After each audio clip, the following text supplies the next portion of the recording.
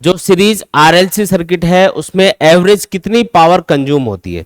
देखो पावर का फॉर्मूला होता है वोल्टेज इनटू करंट। किसी भी इलेक्ट्रिकल सर्किट में अगर आपने V वोल्ट का पोटेंशियल डिफरेंस लगा रखा है और उससे सर्किट में I करंट फ्लो हो रहा है, V वोल्ट का पोटेंशियल डिफरेंस लगा रखा है और उससे करंट कितना फ्लो हो रहा है सर्किट में I, तो जो इलेक्ट्रिकल पावर सर्किट में कंज्यूम हो रही होगी या जो खर्च हो रही होगी इलेक्ट्रिकल पावर, उसका फॉर्मूला होगा voltage into current, V into I। ठीक है, तो V इंटू आई ये है इलेक्ट्रिकल पावर का फॉर्मूला। अब यहाँ पे एवरेज पावर क्यों कैलकुलेट कर रहे हैं हम लोग एसी सर्किट में। देखो अल्टरनेटिंग करंट जब भी हम किसी भी सर्किट में सप्लाई करते हैं, जैसे ये सीरीज आरएलसी सर्किट की बात कर रहे हैं, तो ये जो अल्टरनेटिंग करंट है ये टाइम के साथ में चेंज होता रहेगा, बार बार ये चेंज होगा। कभी करंट मैक्सिमम होगा, कभी मिनिमम होगा, इस तरीके से उसकी बार बार वैल्यू चेंज होती रहेगी। और जैसे जैसे वोल्टेज चेंज होता रहेगा वैसे वैसे सर्किट में करंट भी चेंज होगा। तो किसी इंस्टेंट पे आपको ज्यादा इलेक्ट्रिकल पावर मिलेगी जब वोल्टेज और करंट मैक्सिमम होंगे, और किसी इंस्टेंट पे आपको मिनिमम आपको पावर मिलेगी जब वोल्टेज और करंट की वैल्यू जीरो बन जाएगी, या इनमें से कोई भी एक जीरो हो जाएगा, क्योंकि पावर का फॉर्मूला है वोल्टेज इंटू करंट। वोल्टेज और करंट में से कोई भी अगर एक टाइम पे जीरो होगा तो उनका मल्टीप्लीकेशन क्या आएगा, जीरो। तो अलग अलग टाइम पे आपको एसी सर्किट के अंदर अलग अलग पावर मिलेगी। तो हम एक काम करते हैं कि एक एवरेज पावर कैलकुलेट करके देखते हैं कि जीरो से टी टाइम पीरियड के अंदर, यानी कि एसी के कंप्लीट साइकिल के लिए एक एवरेज पावर कितनी सर्किट में सप्लाई हुई या सर्किट में कितनी एवरेज पावर खर्च हो रही है, ये हम कैलकुलेट करके देख रहे हैं। एक कंप्लीट साइकिल के लिए यानी कि जीरो से टी टाइम पीरियड के लिए हम क्या करेंगे, अल्टरनेटिंग वोल्टेज सोर्स ने या अल्टरनेटिंग करंट सोर्स ने सर्किट में कितनी पावर सप्लाई करी है वो हम कैलकुलेट करके देखेंगे, एवरेज पावर। ठीक है, तो इस टॉपिक के अंदर हम क्या कैलकुलेट करेंगे, एवरेज पावर जो सीरीज आरएलसी सर्किट में कंज्यूम हो रही होगी। तो उसके लिए हम कुछ चीजें एज्यूम कर लेते हैं। मान लेते हैं कि जो एसी वोल्टेज सोर्स लगा रखा है उसकी वैल्यू है E equal to E not sine omega T, और इससे सर्किट में जो करंट फ्लो रहा है उसकी वैल्यू है I equal to I not sine omega T minus five. देखो मैंने यहाँ पे जो करंट का फेज है वो दिखाया है ओमेगा टी माइनस फाइव, इसको फाइव एंगल से कम दिखाया है। वोल्टेज का फेज कितना है ओमेगा टी, और करंट का फेज कितना है omega T minus five. Sine function के इधर जो लिखा है वही होता है फेज। तो वोल्टेज का फेज है ओमेगा टी, करंट का फेज है ओमेगा टी माइनस फाइव, जिसका मतलब ये है कि इस सीरीज आरएलसी सर्किट में वोल्टेज लीड कर रहा है और करंट लेग कर रहा है। और कितने एंगल से लेग कर रहा है, फाइव एंगल से लेग कर रहा है, क्योंकि इन दोनों के फेज में कितना डिफरेंस है, फाइव का डिफरेंस है। और करंट का फेज यहाँ पे कम है, ओमेगा टी में से फाइव माइनस किया ना तो ये वैल्यू कम आएगी। इसका मतलब करंट यहाँ पे लेग कर रहा होगा, और कितने एंगल से लेग कर रहा है, फाइव एंगल से लेग कर रहा है। ये हम यहाँ पे मान के चल रहे हैं, एज्यूम करके चल रहे हैं। ठीक है, आप ओमेगा टी प्लस फाइव भी इसको लिख सकते हो तो भी आंसर सेम ही आएगा, उससे कोई फर्क नहीं पड़ेगा। बस आपको ये एज्यूम करना है कि करंट और वोल्टेज के बीच में यहाँ पे कोई फेज डिफरेंस है जिसकी वैल्यू कितनी है, फाइव के बराबर है। अब फाइव कुछ भी हो सकता है, पाई बाय टू हो सकता है, पाई बाय थ्री हो सकता है, पाई बाय फोर हो सकता है, पाई बाय सिक्स हो सकता है, कोई भी एंगल हो सकता है, वो यहाँ पे रहेगा। तो वो फाइव क्या है यहाँ पे, फेज डिफरेंस। अब अगर मैं आपको बोलूं कि यहाँ पे E और I का मतलब क्या है, तो E का मतलब होता है इंस्टेंटेनियस वैल्यू ऑफ वोल्टेज, और I का मतलब क्या होता है, instantaneous value of current. Time t के ऊपर वोल्टेज की जो वैल्यू है उसको instantaneous value of voltage E बोलते हैं, और उसी टाइम t पे करंट की जो वैल्यू है उसको बोलते हैं इंस्टेंटेनियस वैल्यू ऑफ करंट। और इन दोनों को अगर मैं मल्टीप्लाई कर दूं, वोल्टेज इंटू करंट किसको रिप्रेजेंट करता है, पावर को। वोल्टेज इंटू करंट किसके बराबर होगा, पावर के बराबर होगा। तो अगर मैं इंस्टेंटेनियस वैल्यूज, इंस्टेंटेनियस मतलब पर्टिकुलर एक इंस्टेंट की बात हो रही है, टी टाइम पे बात हो रही है, तो टी टाइम पे जो वोल्टेज और करंट है इनकी वैल्यूज को अगर मल्टीप्लाई कर दिया जाए तो उससे आपके पास क्या आ जाएगा, उस टी टाइम के ऊपर जो इंस्टेंटेनियस पावर है वो निकल के आ जाएगी। ये इंस्टेंटेनियस वोल्टेज है, ये इंस्टेंटेनियस करंट है, दोनों को मल्टीप्लाई करोगे तो क्या आएगा, इंस्टेंटेनियस पावर आएगी। भाई पावर का फॉर्मूला क्या है, वोल्टेज इंटू करंट, वही किया हमने। तो इंस्टेंटेनियस पावर क्या आ गई यहाँ से, इंस्टेंटेनियस पावर बराबर आएगी। अब ये दोनों वैल्यूज मैं यहां से पुट कर रहा हूं, E not sine omega t into क्या करना है, I not sine omega T minus five करना है। ठीक है, अब थोड़ा सॉल्व कर लेते हैं इसको। ये जो sign omega T minus five है इसको आप ओपन कर सकते हो साइन ए माइनस बी वाले फॉर्मूले से, तो इंस्टेंटेनियस पावर बराबर आ जाएगी ई नॉट, आई नॉट को आगे लिख लो, ये कांस्टेंट है यहाँ पे, ये आ जाएगा साइन ओमेगा टी, और ये जो sign omega T minus five है इसको साइन ए माइनस बी के फॉर्मूले से ओपन करेंगे तो आएगा sign A cos B minus cos A sine B. ए की जगह ओमेगा टी लेना है, बी की जगह फाइव लेना है, तो क्या लिखेंगे sine omega T cos phi minus cos omega T sine phi. ये मैंने साइन ए माइनस बी का फॉर्मूला अप्लाई किया है, जो ट्रिग्नोमेट्री का साइन ए माइनस बी का फॉर्मूला वो हमने अप्लाई किया है इसको ओपन करने के लिए। ये आ गया यहाँ पे। इस साइन ओमेगा टी को अंदर मल्टीप्लाई कर लो, इंस्टेंटेनियस पावर बराबर आ जाएगी ई नोट इंटू आई नोट। इसको अंदर मल्टीप्लाई करोगे तो ये बनेगा sign square omega t into cos phi minus, और साइन ओमेगा टी को इससे मल्टीप्लाई करोगे तो क्या आएगा sign omega T cos omega t into sine phi. ये अपने पास में इंस्टेंटेनियस पावर की वैल्यू आ गई। अब हमें कैलकुलेट क्या करना है, एवरेज पावर। भी टॉपिक का नाम क्या है, average power in series RLC circuit, मतलब एवरेज पावर कैलकुलेट करनी है। अब एवरेज पावर कैलकुलेट करने के लिए क्या करना पड़ेगा, ये तो एक पर्टिकुलर इंस्टेंट पे यानी कि टाइम टी पे जो इलेक्ट्रिकल सर्किट में पावर कंज्यूम हो रही है उसकी वैल्यू आई है। एवरेज पावर के लिए आपको जीरो से टी टाइम के लिए, क्योंकि आपको जीरो से टी टाइम पीरियड के लिए average value of power calculate करनी है, तो जीरो से टी टाइम के लिए ये जो अलग अलग वैल्यूज होंगी, अलग अलग इंस्टेंट पे पावर की जो वैल्यूज होंगी उनका हम टोटल करेंगे। तो टोटल करने के लिए हम मेथड यूज करेंगे इंटीग्रेशन। तो ये जो इंस्टेंटेनियस पावर है इसका आपको इंटीग्रेशन करना है जीरो से टी के लिए। इससे अपने पास क्या आएगी, जीरो से टी टाइम के अंदर जो टोटल पावर सर्किट में कंज्यूम हो रही है वो निकल के आएगी। और फिर एवरेज पावर के लिए आपको इसको टी से डिवाइड करना पड़ेगा, क्योंकि टी टाइम के लिए पावर का अगर आप टोटल कर रहे हो तो टी से डिवाइड करोगे तो क्या आ जाएगा अपने पास एवरेज वैल्यू। जैसे आपके पास 10 नंबर हैं, आप उनका एवरेज निकालना चाह रहे हो तो क्या करना पड़ेगा, जो 10 नंबर हैं उनको आप टोटल करो पहले तो, और फिर 10 से डिवाइड करो, तभी तो एवरेज वैल्यू निकल के आएगी। उसी तरीके से जीरो से टी टाइम पीरियड के लिए अगर आपने पावर की इंस्टेंटेनियस वैल्यूज का टोटल किया है, इंटीग्रेशन मतलब एडिशन करना, अगर आपने इंटीग्रेशन किया है इसका मतलब एडिशन किया है, जीरो से टी टाइम के लिए पावर की इंस्टेंटेनियस वैल्यूज को आपने जोड़ा है, तो ये तो आ गया टोटल। और उसके बाद में टी से आपको डिवाइड भी करना पड़ेगा, तो 1/t लिख देता हूं यहाँ पे, 1/t से मल्टीप्लाई करेंगे तो ये क्या आ गया अपने पास में एवरेज पावर निकल के आ गई। ठीक है, तो ये एवरेज पावर का फॉर्मूला है। जीरो से टी के लिए पहले तो पावर की इंस्टेंटेनियस वैल्यू का क्या करेंगे इंटीग्रेशन, और उसके बाद में क्या करेंगे टी से डिवाइड करेंगे तो अपने पास क्या आएगी एवरेज पावर निकल के आएगी। तो ये एवरेज पावर का फॉर्मूला है अपने पास में।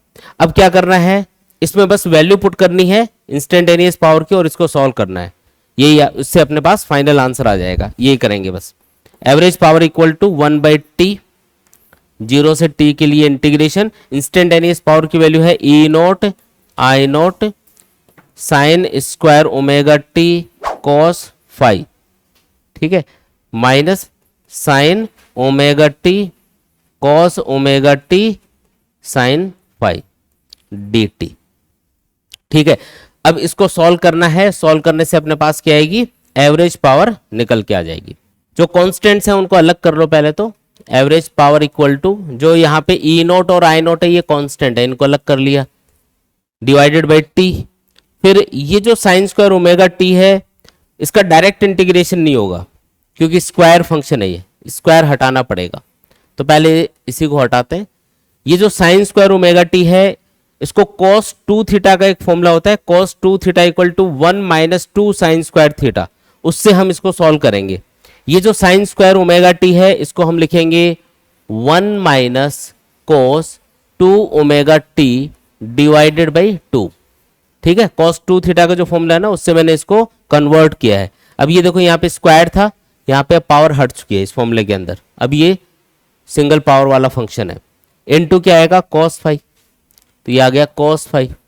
ठीक है, फिर क्या आएगा माइनस, ये वाला माइनस, ये जो sign omega T cos omega T है इसको भी आप छोटा कर सकते हो। साइन 2 थीटा का फॉर्मूला होता है 2 साइन थीटा cos थीटा, तो साइन थीटा cos थीटा, इसको थीटा मान लो ओमेगा टी को एक बार, तो साइन थीटा cos थीटा किसके बराबर होगा साइन 2 थीटा बाई 2 के बराबर होगा। थीटा ओमेगा टी है यहाँ पे, तो ये बन जाएगा sine 2 omega T divided by 2। ये मैंने sine omega T cos omega T की जगह लिखा है, इनटू क्या आएगा साइन 5। अब इसका इंटीग्रेशन करेंगे, ये कन्वर्ट हो चुके हैं सिंपल वे में। अब देखो जो पावर है इसकी तो पावर अपन ने हटा दी और ये दो अलग अलग फंक्शन थे, इसको कंबाइन करके एक सिंगल फंक्शन बना दिया। अब करते हैं इंटीग्रेशन। ये आएगा E naught I naught by t. ये 2 यहाँ पे कांस्टेंट है, cos फाई भी कांस्टेंट है। आपको बताया था यहाँ पे करंट और वोल्टेज के बीच में जो फेज डिफरेंस है उसको हमने फाई बोला है, और फाई की वैल्यू कुछ भी हो सकती है, π/2, π/6, π/3, ऐसा कोई भी वैल्यू हो सकती है। तो ये जो cos फाई है ये यहाँ पे क्या है, कांस्टेंट है। अगर ये कांस्टेंट है तो इसको अलग कर लो cos फाई, और ये 2 भी कांस्टेंट है, इसको भी अलग कर लिया। और 1 का इंटीग्रेशन क्या होगा, तो टाइम के रेस्पेक्ट में इंटीग्रेशन कर रहे हो, टाइम के रेस्पेक्ट में कर रहे हो ना, तो 1 का इंटीग्रेशन होगा t माइनस, और cos 2 ओमेगा टी का क्या होगा, इसका होगा sin 2 ओमेगा टी, और t के मल्टीप्लाई में जो भी होता है वो डिवाइड में आ जाएगा, यानी कि t के मल्टीपल में है यहाँ पे 2 ओमेगा, तो 2 ओमेगा अपॉन में लिखना पड़ेगा। और लिमिट क्या लगाओगे, 0 से t की लिमिट लगानी है जो यहाँ पे दे रखी है। फिर आएगा माइनस, फिर इसमें sin फाई कॉन्स्टेंट है और ये 2 कांस्टेंट है। sin 2 ओमेगा टी का इंटीग्रेशन होगा minus cos 2 omega T upon 2 omega. तो जो माइनस है उसको तो मैं बाहर इससे मल्टीप्लाई करके प्लस बना देता हूं इसको, और यहां लिखेंगे cos 2 omega T divided by 2 omega, और 0 से t की लिमिट लगा दो। ये आ गया अपना इंटीग्रेशन। अब ये सॉल्व करेंगे इसको, ये आएगा E naught I naught divided by t. अब देखो पहले मैं लिमिट पुट कर रहा हूं, पहले अपर लिमिट पुट करेंगे इसमें, फिर लोअर लिमिट। ये है यहाँ पे cos फाई डिवाइडेड बाई 2। ये देखो पहले t में अपर लिमिट पुट करो, t की जगह कैपिटल T लिखना पड़ेगा, फिर माइनस लोअर लिमिट यानी कि 0, तो t माइनस 0 t आएगा, तो इसको t रहने दो, माइनस ये 2 ओमेगा तो कांस्टेंट है, इसको एज इट इज लिख दिया 2 ओमेगा। इसमें लिमिट पुट करनी है आपको। ये देखो इसमें जब आप अपर लिमिट पुट करोगे तो ये बनेगा sine 2 omega capital T, minus फिर ये लोअर लिमिट पुट करोगे तो t की जगह 0 पुट करोगे तो ये बन जाएगा साइन 0। ये आ गया, ये मैंने इसमें लिमिट पुट करी है सेकंड वाले फंक्शन में। फिर आएगा ये प्लस, फिर आएगा साइन फाई, और अपॉन में ये 2 और 2 ओमेगा ये मिला के 4 ओमेगा लिख दो इसको। यहाँ पे ये cos 2 ओमेगा टी है, इसमें मैं लिमिट पुट कर रहा हूँ cos 2 omega capital T, upper limit आएगी पहले, फिर माइनस करके लोअर लिमिट पुट करेंगे तो cos ये 2 ओमेगा इंटू 0 यानी cos 0 आ जाएगा। ठीक है, ऐसा कुछ बनेगा ये। अब इसको सॉल्व कर लो, थोड़ा और सॉल्व करेंगे अभी। E naught I naught divided by t. ये देखो यहाँ पे ओमेगा इंटू टी बन रहा है ये, और ओमेगा इंटू टी 2 पाई के बराबर होता है, क्योंकि आपको बताया था कि जो ओमेगा है उसका फॉर्मूला होता है 2 पाई बाई टी। तो ओमेगा इंटू टी किसके बराबर होगा बताओ, 2 पाई के बराबर होगा।